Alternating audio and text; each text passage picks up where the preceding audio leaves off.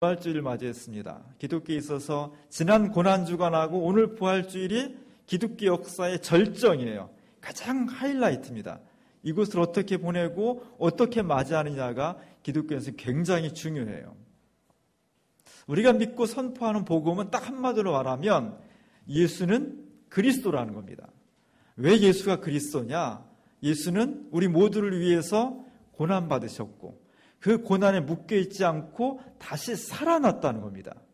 이 십자가와 부활이 기독교 복음의 두 기둥이에요. 이 기둥 위에 기독교라는 인류 역사라는 거대한 집이 세워져 있는 겁니다. 두 기둥 중에 한쪽이 약화되면 무너져 버려요. 한국교회는 크게 두 가지로 나눠서 십자가를 강조하는 신앙이 있고 부활을 강조하는 신앙이 있어요.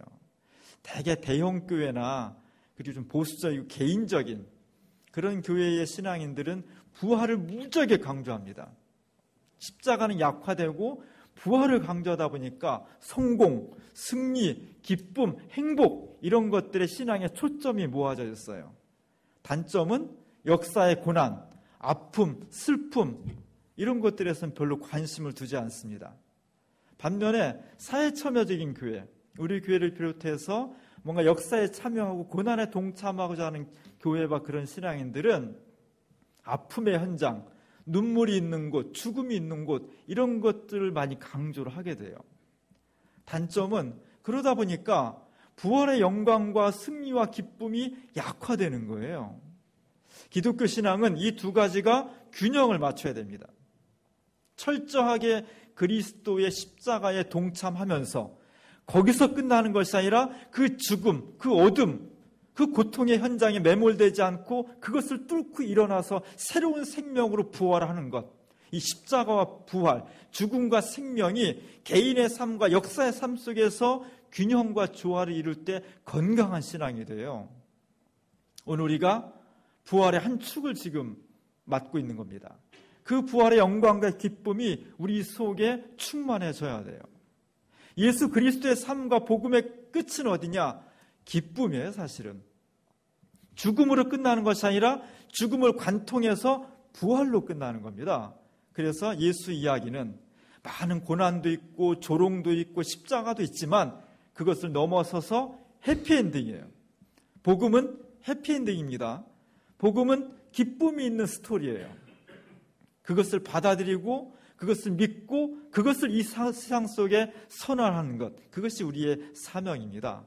오늘 2018년도 부활주의를 맞이해서 이 복음의 기쁨과 희망과 용기가 우리들 삶과 교회 속에 충만할 수 있기를 원합니다.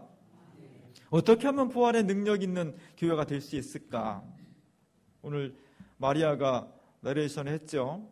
그 마리아의 얘기가 그대로 지금 그 주보 그림에 나와 있습니다. 프라 안젤리코라는 이탈리아 유명한 화가예요. 한 600년 전에 활동을 했으니까 굉장히 오래전의 사람입니다. 본 이름은 따로 있는데 이 사람 이름을 우리가 프라 안젤리코라고 불러요. 프라는 수도사란 뜻입니다. 안젤리코는 천사 같다는 거예요. 천사 같은 수도사라는 거예요. 많은 동료 수도사들이 이 사람을 보니까 야, 저 양반 천사 같아. 이런 평판을 받아야 됩니다. 저 사람 보니까 정말 천사 같은 교인이야, 천사 같은 기업인이야, 천사 같은 공무원이야, 이런 찬사를 받는 게 그리스도인이에요. 저 사람은 그림을 그릴 때마다 반드시 기도하고 그렸다는 거예요.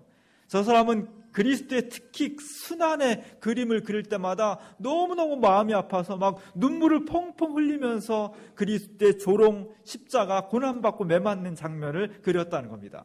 그것을 보면서 옆에 사람들이 저 사람은 정말 천사 같아. 나랑 좀 달라. 나도 저 사람 본받아야지. 이런 마음을 가졌다는 겁니다. 이 프라 안젤리코라는 사람이 오늘 누가복음 24장의 이 본문을 그림으로 표현한 거예요. 맨 오른쪽 끝에는 무덤에 도착한 여인들이 있습니다.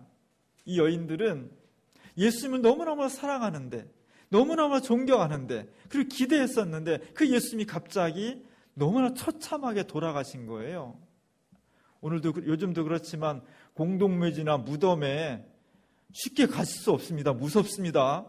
더구나 새벽에 깜깜한데 여자들이 용기를 내서 무덤을 찾아간다는 것은요, 그 두려움과 공포보다 주님에 대한 사랑이 더 크기 때문이에요. 내 이기적인 욕심과 욕망과 두려움보다 주님을 향한 사랑이 더 클 때 저런 행동이 나타나는 겁니다. 우리 모두가 그랬으면 좋겠습니다. 그러나 주님의 죽음의 현장을 찾는 이 여인들은 너무너무 슬퍼요. 아파요.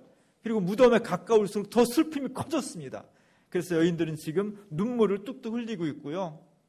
얼굴에는 기쁨과 희망보다는 슬픔과 아픔이 그대로 묻어나 있는 겁니다. 그리고 그 여인들 중에 마리아가 있습니다. 마리아는 예수님의 무덤에 제일 먼저 도착해서 관을 들여다보고 있습니다. 근데 그 옆에는 희한하게도 예수님의 시신은 놓여 있지 않고 없어져 버렸고, 휘황찬란하게 생긴 천사가 예수님 관에 걸터 앉아 있는 거예요. 그 옆에 있는 검은 옷 입은 사람은 수사예요. 저 그림이 산마르코 수도원이라는 곳에 있는데, 산마르코 수도원을 소속된 그 수도회 교단이 도미니크 수도회예요. 도미니크 수도회를 창시했던 도미니크 수도사를 저 그림에 끼워준 거예요. 그 천사 옆에다가. 천사는 너무 멋있죠. 휘황찬란하죠. 그러면서 손가락을 가리키고 있습니다. 여기 있는 관 비어 있다는 거예요. 그럼 어디 계신 예수님은 저 위에 계시다는 겁니다. 그 위에는 부활하신 예수님이 죽음에 갇혀 있지 않고 저렇게 멋있고 당당한 모습으로 살아나신 거예요. 예수님의 오른손에는 순교자들에게 주는 종려나무 가지가 들려져 있고요. 왼손에는 패배자가 아니라 승리자가 휘날리는 승리의 깃발을 들고 있는 겁니다. 저기 있는 모든 사람들은 다 후광을 가지고, 아우라라고 하죠. 아우라를 가지고 있어서 저 사람들이 보통 사람이 아니고 신비한 사람이라는 것을 보여주고 있어요. 근데 예수님은 머리만의 아우라가 아니라 전신, 아몬드 모양의 전신 아우라를 가지고 있습니다. 이걸 만도라라고 해요. 예수님은 머리끝에서부터 발끝까지 죽음을 이기신 신비한 존재, 새로운 생명을 주는 부활하신 분, 이것을 표현해주고 있는 겁니다. 예수님은 이 여인들을 쳐다보지 않고요, 저 먼 곳을 응시하고 있어요. 어디를 보고 있는 걸까요? 모르죠. 근데 추측을 해보면 예수님이 내가 고난을 받고 사흘 만에 살아나서 갈릴리 갈 것이다. 여긴 지금 예루살렘인데 갈릴리에서 만나자, 그런 말씀하셔요. 고난과 슬픔이 있는 땅, 아마 예수님은 이미 눈길을 그쪽에 줌으로써 주님이 계셔야 될 것은 지금도 아픔과 슬픔과 절망 속에서 죽어가고 있는 현장, 그곳에 내가 생명을 불어넣기 위해서 내가 달려갈 것이다. 그런 말씀을 해주고 있는 것 같습니다.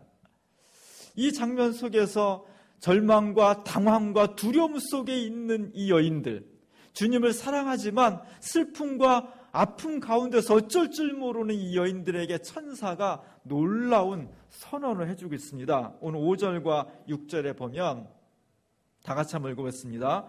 어찌하여 산자를 죽은 자 가운데서 찾느냐? 여기 계시지 않고 살아나셨느니라. 예수님을 찾아온 것은 너무 잘했는데 어찌하여 예수님은 이미 부활하셔서 살아나셨는데 죽은 시체들 가운데서 찾으려고 왔느냐? 그는 지금 여기 계시지 않다. 죽음 가운데 묻혀있지 않다. 절망과 아픔 가운데 그대로 머물러 있지 않다. 그것을 극복하고 일어나셔서 새로운 생명으로 부활하셨다. 이 말씀이 역사를 뒤집은 거예요. 이 선언이 2000년 동안 수많은 사람들의 절망을 뚫고 일어나게 하셨고, 이 선언이 그것을 믿는 자들에게 새로운 변화를, 기적을 이뤄냈던 겁니다. 기독교 역사는 이 선언 위에 놓여져 있어요. 우리가 살아가는 현실은 눈물을 흘릴 수밖에 없고, 인상을 찌푸릴 수밖에 없고, 한숨을 내쉴 수밖에 없고, 그냥 죽은 것처럼 누워있을 수밖에 없지만, 바로 그 현장에 예수 그리스도가 오셔서 우리의 절망과 한숨을, 탄식을, 원망을, 분노를 새로운 희망과 기쁨과 감사로, 생명으로 바꾸어 놓는 것, 그것이 복음의 핵심이에요. 오늘 우리가 부활주를 위해서 모인 것은 바로 이 이야기를 듣고 싶어서 모인 겁니다. 교회는 뭐냐? 바로 예수 그리스도의 죽음을 넘어서는 부활의 이 소식을 듣고 싶은 사람들, 이 소식을 온몸으로 경험하고 싶은 사람들, 이 소식을 정말로 나아가서 증언하려고 노력하는 사람들의 모임이에요. 나머지 것은 다 부수적인 것입니다. 이것이 핵심이에요. 이것을 하려고 하는 사람들, 믿으려고 하는 사람들, 증언하고자 하는 사람들이 모였을 때 개인이 변하고 교회가 변하고 그 교회가 속한 사회가 새로운 역사로 전환된다는 겁니다. 오늘 부활 공동체로 모인 우리들 속에 이 놀라운 역사가 일어날 수 있기를 원합니다. 부활은 거저 이루어지는 것이 아니라 반드시 그 전에 고난의 과정을 거친 고난의 결과로서의 부활입니다. 오늘 무덤을 찾은 여인들은 예수님 몸에 기름을 바르기 위해서 모였습니다. 그 여인들이 너무 잘한 사람들이에요. 남자들보다 훨씬 겁도 많고 연약하지만 주님을 사랑하는 마음이 용기를 주는 거예요. 여성은 약하지만 어머니는 강한 것처럼, 저 당시 여성들도 나약하고 겁많은 사람들이었지만 예수님을 사랑하는 뜨거운 마음 하나로 무섭고 두려운 시간에 공포의 무덤을 찾은 겁니다. 이 여인들은 죽음을 바꿔놓으려고 한 것이 아니라 죽어있는 예수님에게 기름이라도 발라드려야 자신들의 사랑과 자신들의 아픈 마음을 위로할 수 있을 것 같아서 이곳에 찾아온 거예요. 죽음의 현실을 뒤바꿔 예수님을 부활시켜야 되겠다, 그런 마음 하나도 없습니다. 그냥 그 현장에 가서 위로하고 싶고 동참하고 싶고 자기 안타까운 마음을 공감하고 싶은 그런 거예요. 그런데 그 현장에 온 이 여인들에게 천사는 놀라운 선언을 해준 겁니다. 예수님은 죽은 상태로 있는 것이 아니라 다시 부활하셨다. 놀라운 변혁을 선언해 주었습니다. 이게 복음이에요. 복음은 위로에 그치지 않고 현실을 변혁해내는 능력이에요. 우리가 고난주간을 맞이하면서 올해는 특별히 기도회를 교회에서만 하지 않고 현장을 찾았습니다. 이틀은 고난의 현장을 찾았고 3일은 교회에서 그 마음을 가지고 기도를 했습니다. 우리 사회에 고난과 슬픔과 죽음의 현장이 너무나 많이 있는데 그 중에 한 군데가 서울 목동에 있는 파인텍 노동자들이었습니다. 노동자들은 회사가 합병되면서 지금 130일이 넘게 고용을 승계해달라는 약속을 지키라고 그렇게 호소를 하고 있습니다. 회사가 합병하면서 기존 직원들을 그대로 직장을 승계하기로 했는데 약속을 안 지키는 거예요. 그래서 호소하고 눈물로 고백하고 했는데도 안 들어주니까 결국은 그 중에 2명이 저 목동에 있는 굴뚝에, 열병합발전소의 굴뚝에 올라갔습니다. 개신교에서는 매주 화요일마다 이들을 위해서 기도회를 열어주고 있어요. 그래서 우리 교인들이 함께 찾아갔습니다. 찾아가 위로하고 격려하고 기도해 줬어요. 75m 굴뚝이 얼마나 높은지요. 저 올라갔다 내려오는 것도 보통 일 아니겠더라고요. 밑에서 보니까 사람이 안 보여요. 저 맨 끝에 불 2개 보이죠? 희미하게 불. 그게 사람이 여기 있습니다라는 표시예요. 2명이 후레쉬를 가지고 여기 있어요, 그 표시였어요. 저분들을 같이 위로하고 정말로 새로운 역사가 일어나기를 간구했습니다. 또 한 군데 갔어요. 평택에 있는 쌍용 자동차를 갔습니다. 쌍용 자동차는 이미 10년이 되었습니다.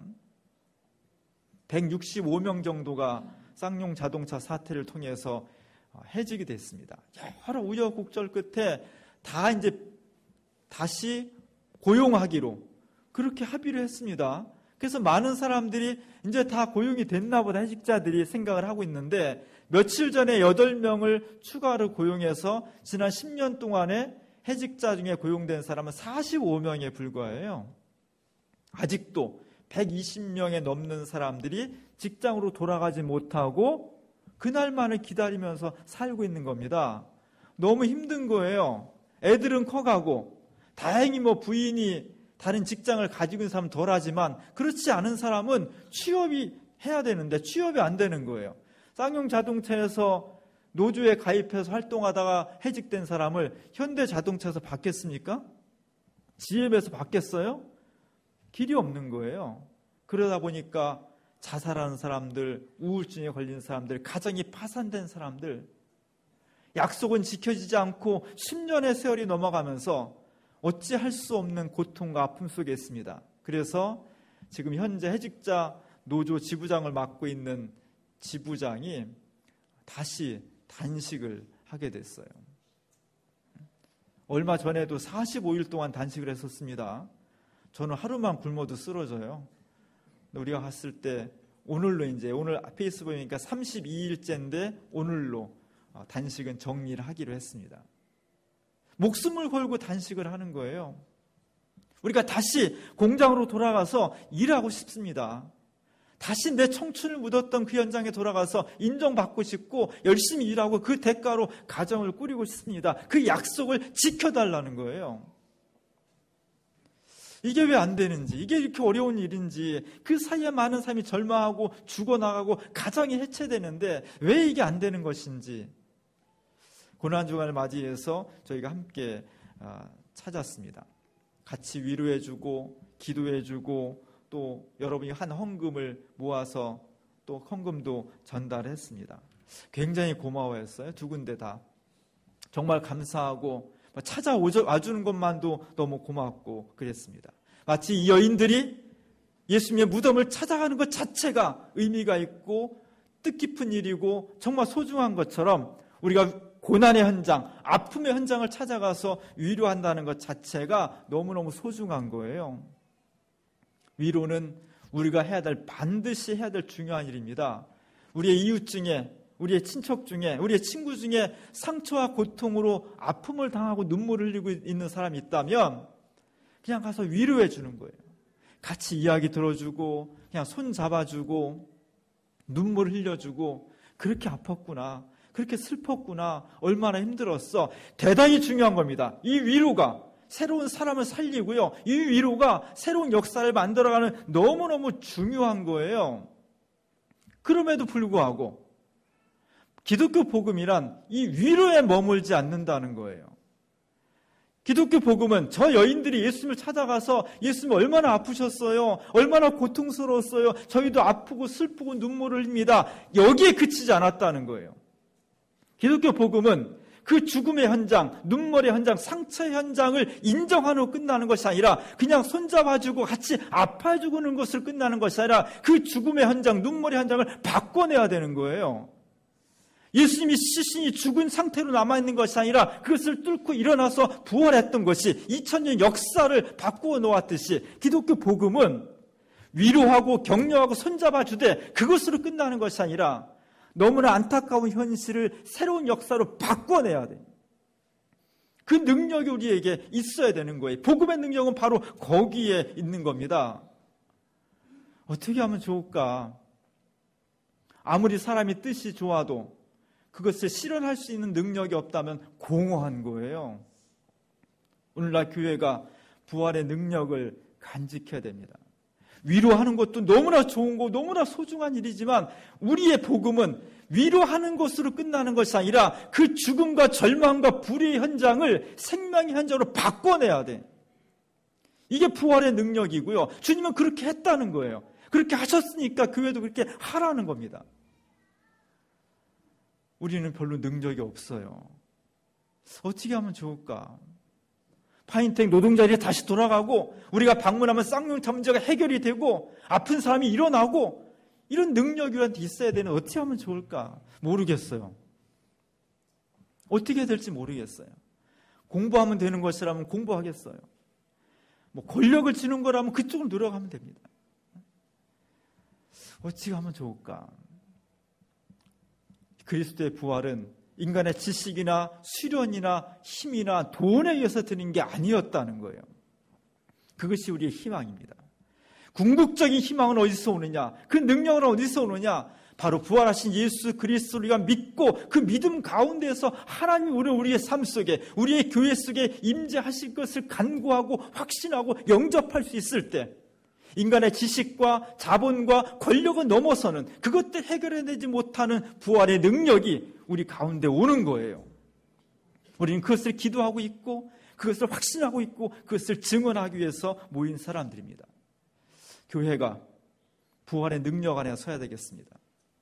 우리가 좋은 말을 하는 것도 좋지만 아프고 눈물 흘리는 사람들을 위로하는 것도 좋지만 거기에 만족하지 않고 그 아픔의 근원, 눈물의 근원, 슬픔의 근원, 죽음의 근원들을 부활하신 예수 그리스도의 권능으로 뒤집어내야 돼. 바꿔내야 돼. 죽음을 부활로 새롭게 만들어내야 됩니다. 이를 위해서 기도와 말씀과 권능 가운데 굳건히 서서 하나님 우리에게도 부활의 권능을 주십시오. 우리 교회 안에도 생명을 살릴 수 있는 능력을 주십시오. 예수 그리스도의 부활의 권능을 오늘 우리가 받고 그 권능 안에서 위로가 필요한 사람, 슬퍼하는 사람, 지금 죽어서 어쩔 수 없는 사람들을 다시 그리스도의 이름으로 일으켜낼 수 있는, 그래서 개인이 변화되고 역사를 새롭게 할 수 있는 그런 교회, 부활의 권능 안에 있는 교회가 될 수 있기를 주님의 이름으로 간절히 축원합니다.